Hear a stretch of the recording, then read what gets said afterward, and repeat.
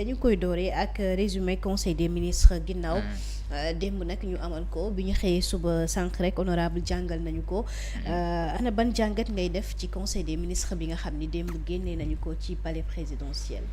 waaw bon jàngat li mooy comme d'habitude nga résumé ñu ko.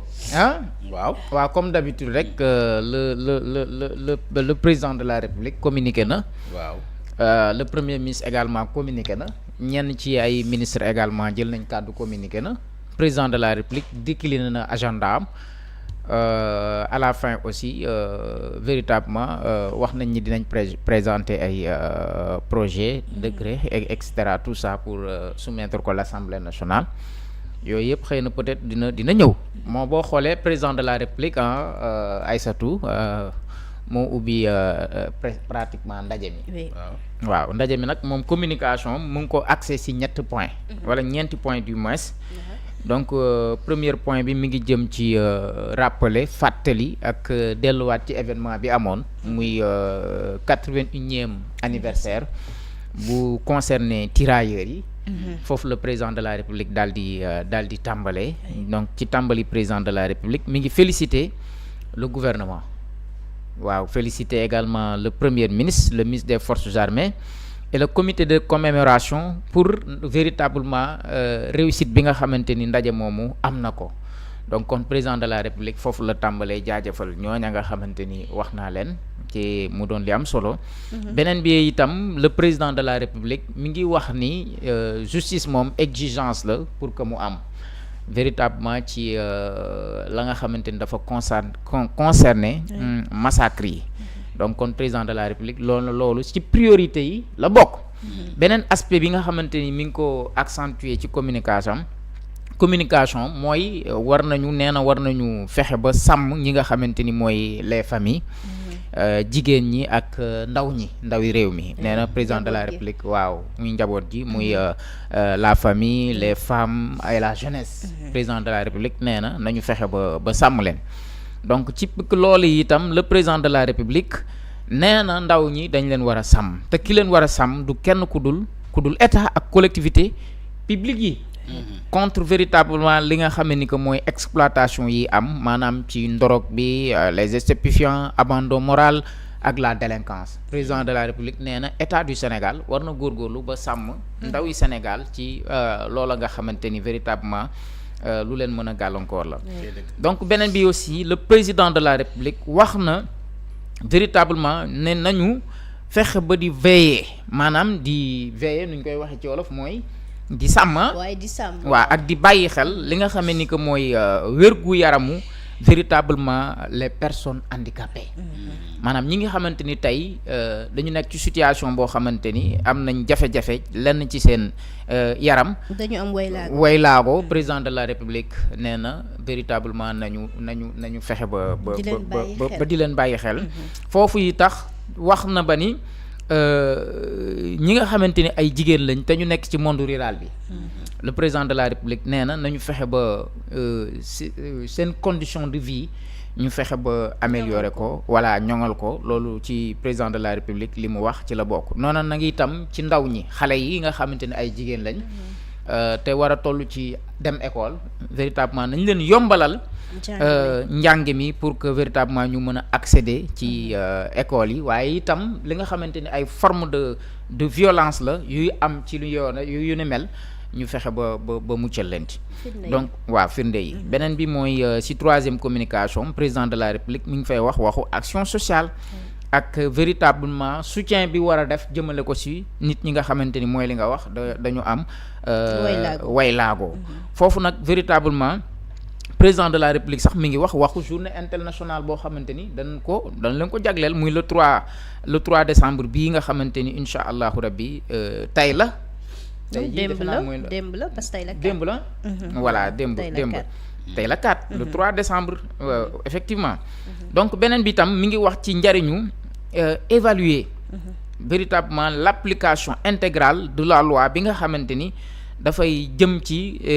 égalité des chances. voilà président de la République nee na lu jëm ca loola nañ ko évaluer waat lu am solo la. bi itam mi ngi engagé le gouvernement ñu fii ak 2026 ñu teg un programme national intégré boo xamante ni que dafay jëm ci soutenir ñi nga xamante ni mooy way laago yi. beneen bi fi président de la République jeexale communication mooy ci stratégie nationale de bonne gouvernance et renforcement de la transparence dans la gestion.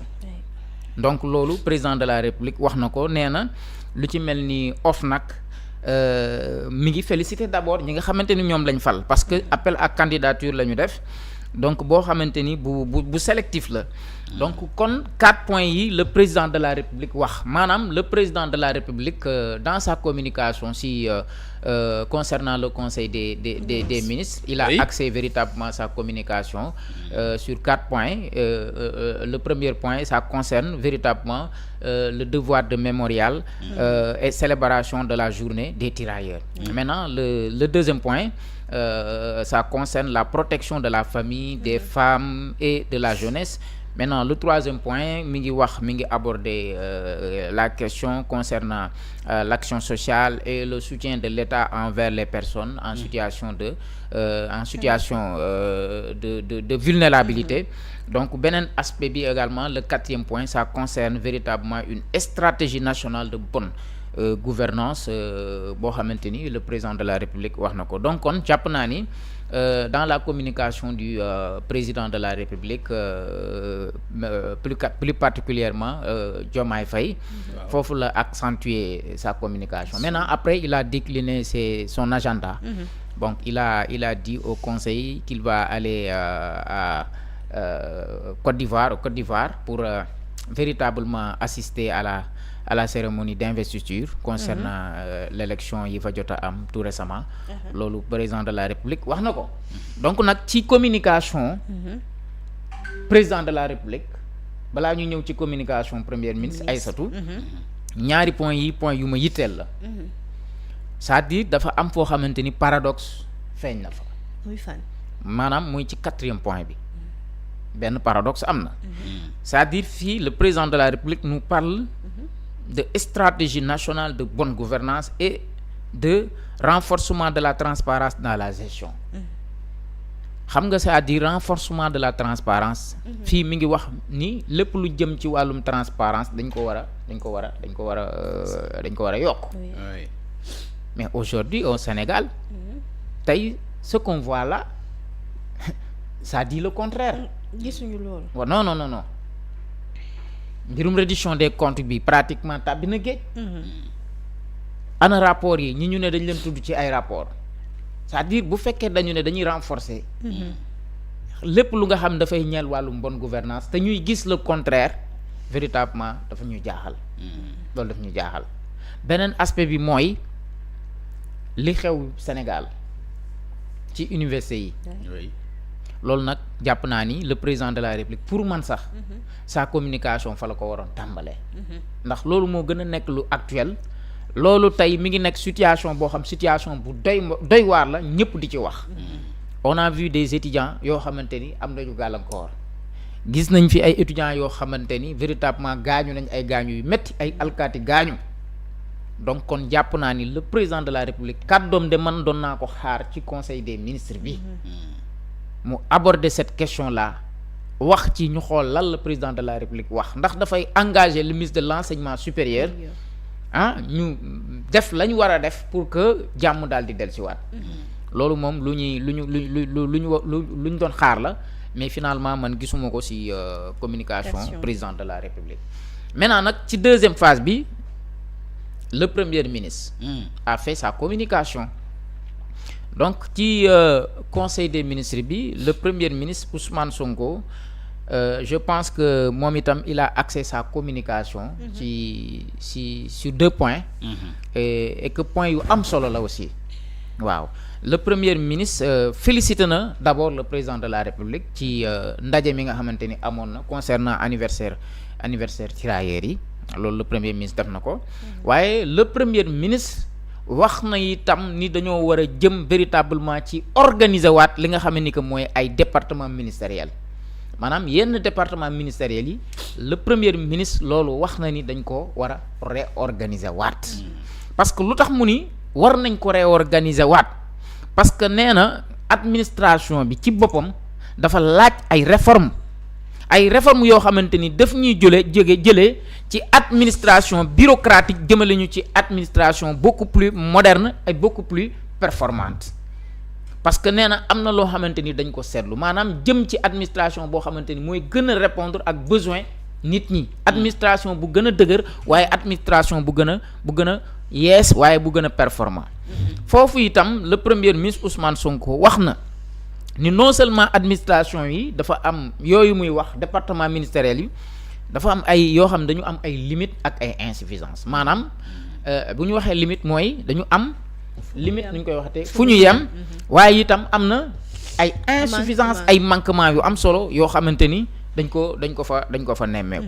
benn bi itam gis na ni ci département yenn ministères yi dafa am ay conflit de compétence maanaam da ngay gis par exemple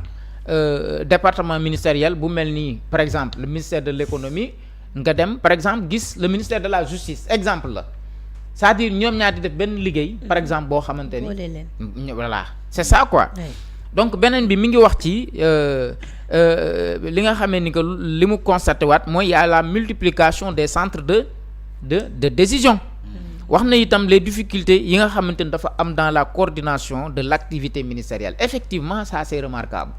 am na ay difficultés ci coordination yenn ministères yi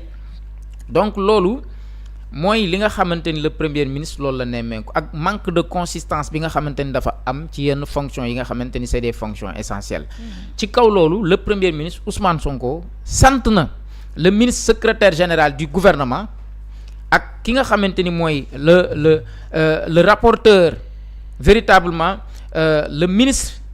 secrétaire général de la présidence de la République les départements ministériels les bureaux organisation et méthodes et le contrôle financier ñu jël véritablement en compte orientation yi nga xamante ni moom la dégager pour mën a élaborer mettre en place un décret boo xamante ni dafay jëm ci organiser li nga xam ni que mooy ministère yi nga xamante ni moom wax na ko donc kon loolu lu am solo la beneen bi itam le premier ministre Ousmane Sonko wax na ministre secrétaire général du gouvernement en rapport véritablement avec le ministre de l'Intérieur et de la Sécurité publique et le ministre chargé des collectivités territoriales ñu proposé ko d'ici la fin du mois de février 2026 nee na ñooñu mu tudd ñoo ñëpp nañ ko fexe ba présenter ko fii ak fin du mois de février 2026 ñu présenter ko benn schéma d'organisation de l'administration territoriale aligné à la charte de la décentralisation kon jàppal ni l'administration sénégalaise mi ngi jëm vers des réformes waaw yu te loolu nag ci engagement yi ak promesses yi ca la bokkoon donc itam le premier ministre fi mu jeexalee communication mi ngi jëm ci véritablement ay réformes yoo xamante ni war nañ ko am ci système national de retraite bi parce que nee na war nañ am un système beaucoup plus inclusif mieux administré financièrement solidement et cetera tout ça donc kon premier ministre nag jël na ay décisions yu am solo engagé ci le gouvernement ak yenn